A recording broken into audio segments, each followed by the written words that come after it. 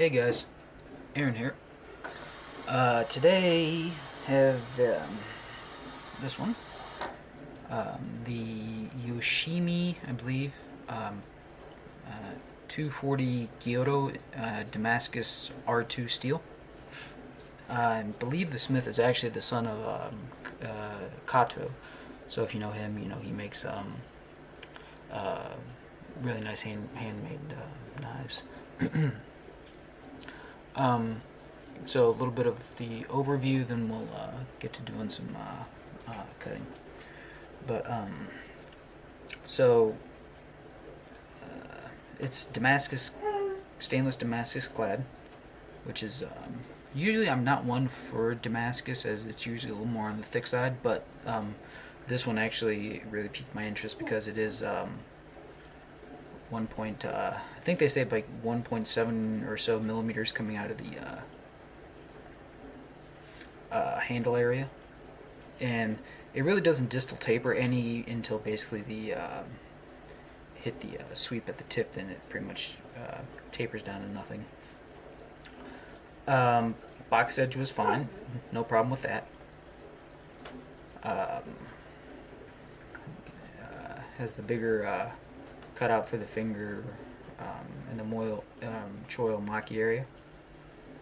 The I will say that the Damascus, though very very nice, it does have drag for where they etch it, so you will experience like a little hesitation on your cuts until you kind of smooth things over, or it gets like a little scratched up or such, or you just take it and sand it off. Then you can use some finger stones and pretty much just give it back the Damascus look, but with a smoother finish.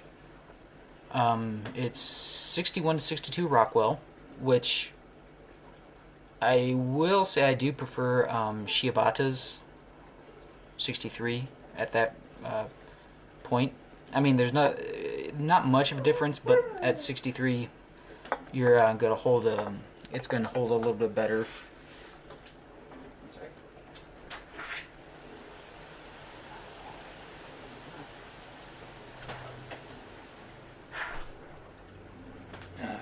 Sorry, dog wanted out.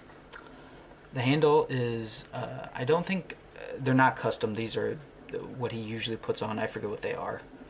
But it's 51 mils tall, so very good clearance. Other than that, for the price, it's a really good package deal. It is very thin though. I mean, like if you don't like super thin knives, because you can actually feel this flexing when you cut, which is not a bad thing, but that just basically means don't do anything stupid. Simple as that, guys. Just think about, don't use it to pry on or anything, common sense. With that, let's get to cutting. Edge is simple 1K Nubatama, then the 6K Nubatama, and simple leather strap finish. So, as usual, tomato test. Again, pretty much try to get as many cuts as we can, same area, till failure.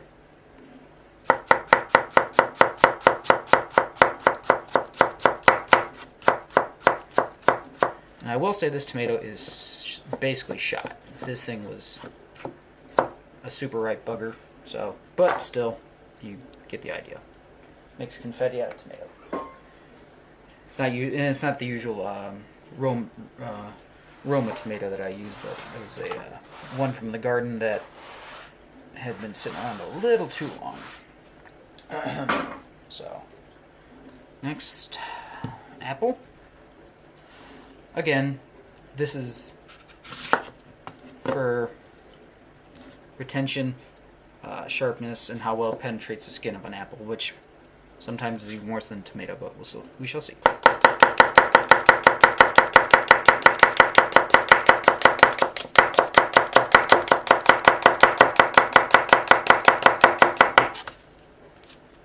So that is what you will get with a overall thinner knife than something of a thicker workhorse.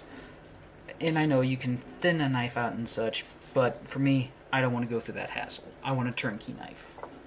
Unless it needs a slight edge put on it, which I'm fine doing. But it just, and that was with little effort. Somebody had asked me to do a carrot, which is also very good for showing wedging and if it actually cuts more than cracks. Western knives are really thick workhorse knives; they're going to crack. So, as you can see.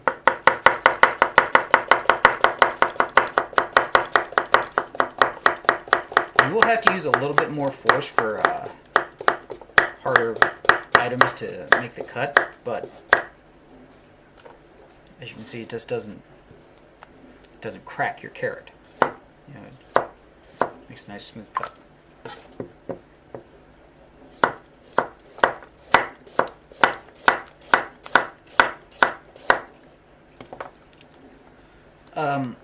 I think it is a flat ground knife.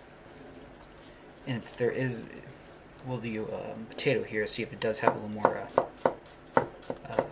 see if it has any convexing, but I don't really think it has a whole lot. It's more of just a flat ground knife. So see what the hell I'm actually doing.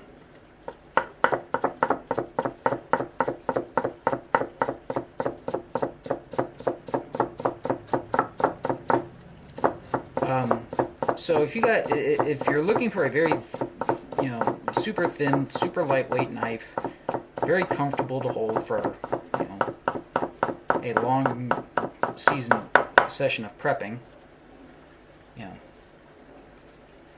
actually get a lot of good stuff for your buck.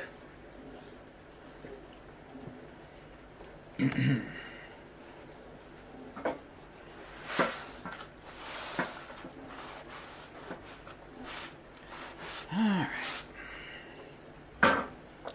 So, real quick.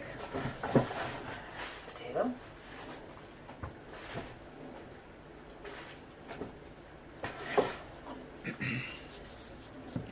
So, stickage test. A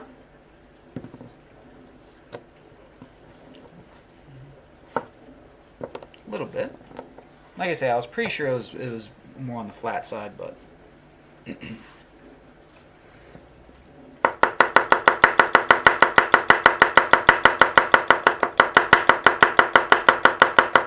course,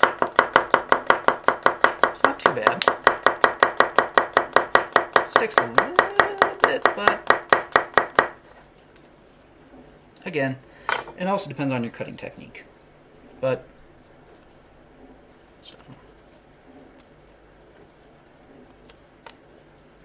so that works.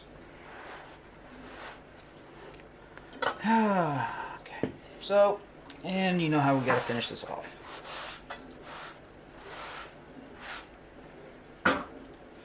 As always, the onion at the very end.